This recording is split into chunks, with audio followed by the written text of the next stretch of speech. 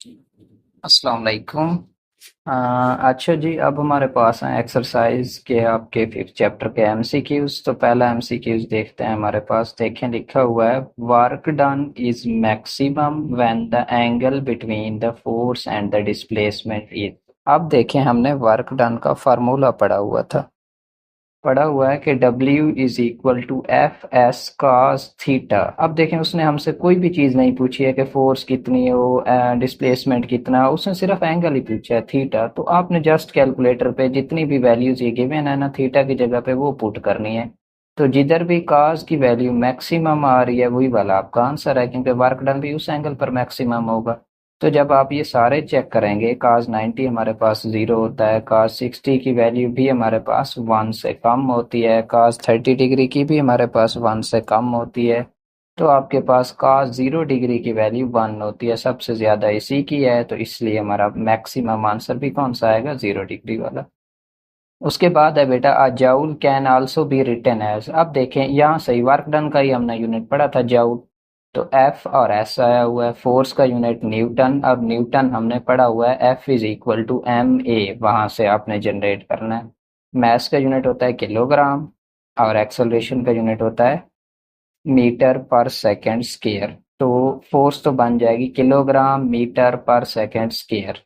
आगे एस भी हमारे पास है, तो एस का यूनिट क्या होता है, मीटर। तो इसका मतलब पहले किलोग्राम मीटर पर सेकंड स्क्वायर था, एक और मीटर मल्टीप्लाई हो जाएगा तो यही नहीं बन जाएगा किलोग्राम मीटर स्क्वायर पर सेकंड स्क्वायर। ये आपके पास जूल बन जाएगा, जो कि किस चीज का यूनिट होता है, वर्क डन का। यहाँ से जनरेट किया, यहाँ पर आप एफ की जगह पे एम ए पुट कर दें, एस की जगह पे आप हमारे पास वो जो उसका फार्मूला होता है एस ही रहने दें। तो सबके यूनिट पुट कर दें, मैस का किलोग्राम, और हमारे पास एक्सेलरेशन का मीटर पर सेकंड स्क्वायर, एस का मीटर। तो ये आपके पास आंसर बन जाएगा। उसके बाद बेटा हमारे पास तीसरा एमसीक्यूज है कि S I unit of power is, के पावर का हमारे पास एस आई यूनिट क्या होगा। तो S I unit of power is, ये हमने आज ही टॉपिक पढ़ा है, पावर का एस आई यूनिट वाट होता है हमारे पास। ये एस आई यूनिट की बात हो रही है। बाज़ औक़ात एमसीक्यूज में आपको बुलाने के लिए वाट की जो कन्वर्जन है, वर्क डन का यूनिट जाउल और नीचे टाइम का सेकंड, तो जाउल पर सेकंड भी होता है, लेकिन एस आई यूनिट जब पूछे तो वाट है हमारे पास। तो आगे पूरा न्यूमेरिकली सीधा सीधा गिवन है। चौथे हमारे पास क्वेश्चन में कहता है, the power of a water pump is 2 kilowatt. ये हमने पढ़ा है, वाट अब किस चीज का यूनिट है, पावर का ही। तो इसका मतलब पी की वैल्यू मुझे गिवन है, यहाँ पर गिवन डेटा लिखते जाइएगा। आगे हमारे पास है, the amount of water it can raise. Amount of जो हमारे पास किसी भी चीज की होती है वो क्या होता है, उसका मैस होता है। Amount of water, quantity of matter जो होती है वो क्या होती है, हमने पढ़ा हुआ है मैस ही होता है। तो इसका मतलब हमने मैस ही फाइंड आउट करना है। It can raise in 1 minute, time आपको गिवन है 1 मिनट, आपको पता है ऐसे यूनिट में हमें कन्वर्जन करनी होती है, तो 60 सेकेंड बन जाएगा टाइम आपका। टू अ हाइट, हाइट भी गिवन है 5 मीटर। तो हाइट ऐसा यूनिट में गिवन है, तो गिवन डेटा पहले लिख लेना है, जिस तरह न्यूमेरिकल पूरा आप सॉल्व करते हैं। पावर गिवन है, टाइम गिवन है, और हाइट गिवन है। हमने एम फाइंड आउट करना है, मैस। तो देखिए, हमने पावर का फार्मूला पढ़ा हुआ है, work done per unit time, वहां से मैंने निकाला है। तो वर्क डन और एनर्जी आपको पता है इक्वल ही होते हैं। तो मैंने लिखा है, अगर P is equal to W और T होता है, अगर मैंने W निकालना हो तो वो क्या आ जाएगा, P क्रॉस T नहीं आ जाएगा। और W को मैंने E के इक्वल लिख दिया, क्योंकि एनर्जी के इक्वल भी होता है, वर्क डन और एनर्जी इक्वल ही होते हैं, हमने डिराइव किए हुए हैं पूरे फार्मूलाज। तो देखें बेटा, पी हमें गिवन था 2 किलोवाट, किलो की जगह 1000 ही मल्टीप्लाई करते होते हैं, तो 2000 पी की वैल्यू। टाइम की वैल्यू कितनी, 60 सेकेंड थी। तो ये मल्टीप्लाई करके मैंने ई की वैल्यू निकाल दी है, जिसे आप वर्क डन भी कह सकते हैं। अब देखें, हमारे पास पोटेंशियल एनर्जी का फॉर्मूला होता है एम जी एच, हमने पढ़ा हुआ है। अब मुझे तो मैस फाइंड आउट करना था, तो एम अगर निकालना है तो जी एच उधर जाके डिवाइड नहीं हो जाएगा, तो पोटेंशियल एनर्जी ओवर जी एच हमारे पास आ जाएगा। तो मैंने लिखा है, पोटेंशियल एनर्जी की जगह एनर्जी भी लिख सकते हैं, क्योंकि वो भी एनर्जी की एक टाइप है, ई ओवर जी एच। अब आपके पास ई भी मौजूद है, हमने ये वाली कैलकुलेट की थी। जी की वैल्यू आपको पता होती है, कांस्टेंट होती है 9.8 या 10, आप जो भी पुट करना चाहें। मल्टीप्लाइड बाय हमारे पास 5, 5 किस चीज़ की वैल्यू है, ये हाइट हमें गिवन थी। तो ये जब आप सॉल्व आउट करेंगे तो हमारे पास आंसर आएगा 2448 किलोग्राम। तो अप्रोक्सीमेटली यहाँ पर जो गिवन आंसर है उनमें बन रहा है 2400 लीटर आपके पास। ऑलमोस्ट यही वैल्यू बन रही है, करीब करीब यही है, इसलिए वही लगाया है। एग्जैक्ट आंसर तो आपको गिवन नहीं था। आगे बेटा हमारे पास पांचवा एमसीक्यूज अगेन न्यूमेरिकल है। देखें, अब बुलेट ऑफ मैस, मैस हमें गिवन है, लिख लें।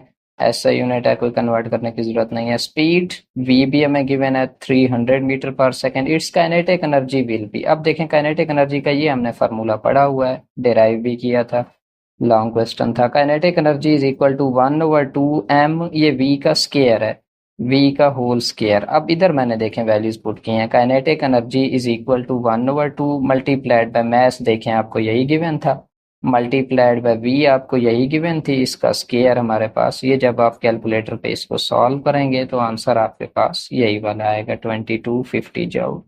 तो ये हमारे पास करेक्ट आंसर है।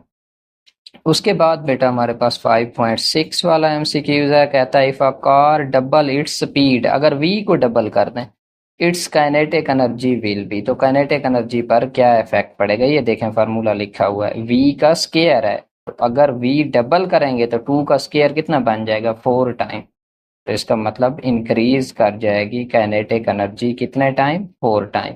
क्यों, वी का स्केयर है, अगर सिंपल वी होता तो हम डबल करते तो 2 टाइम हो जाता, ये है वी का स्केयर, तो इसका मतलब डबल करेंगे तो 2 का स्केयर लेना पड़ेगा, 4 हो जाएगा। आगे देखें, सीधी सीधी डेफिनेशन है सातवें एमसीक्यूज में। The energy possessed by body by विर्चू of its position, position की वजह से किसी बॉडी के पास जो एनर्जी होती है वो पोटेंशियल एनर्जी होती है हमारे पास। उसके बाद आठवां एमसीक्यूज देखें, ये आपकी बुक के हिसाब से डेरिवेशन नहीं है, खुद से थोड़ा सा कंसेप्चुअल करनी है। देखें बुक में ये हमने डिराइव नहीं किया था, तो इसको अच्छे तरीके से समझना है। The magnitude of momentum of an object is double, अगर मोमेंटम मैं डबल कर दूं, मैग्नीट्यूड ऑफ मोमेंटम का क्या मतलब है, अगर मैं मोमेंटम डबल कर दूं, the kinetic energy of the object will be. अब देखें, हमने तो काइनेटिक एनर्जी का फार्मूला पढ़ा हुआ है, ये वाला, kinetic energy is equal to 1/2 हमारे पास एम वी स्केयर, लेकिन इसमें मोमेंटम तो कहीं पर नहीं है।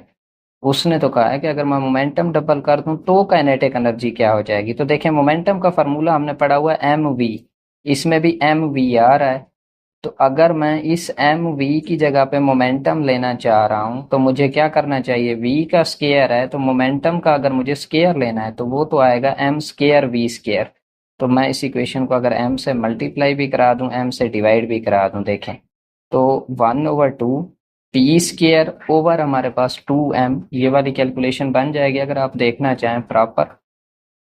तो ये देखें हमारे पास ये कैलकुलेशन है, P is equal to M V होता है, kinetic energy is equal to 1/2 m v square.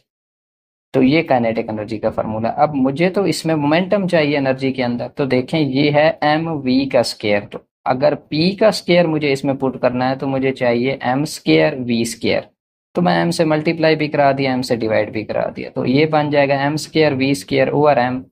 तो एम स्केयर वी स्केयर तो बन गया पी स्केयर हमारे पास, देखें ये वाला, और नीचे बन गया 2m। अब रिलेशन देखें, यहाँ से रिलेशन वाज़े नजर आ रहा है, काइनेटिक एनर्जी डायरेक्टली प्रोपोर्शनल होती है पी के स्केयर के, पी स्केयर के डायरेक्टली प्रोपोर्शनल है। तो अब अगर आपके पास पी के स्केयर के डायरेक्टली प्रोपोर्शनल है, अगेन वी स्केयर वाली बात है, तो अगर मैं मोमेंटम डबल करता हूं तो 2 का स्केयर मुझे लेना पड़ेगा, तो वो कितना बन जाएगा, 4।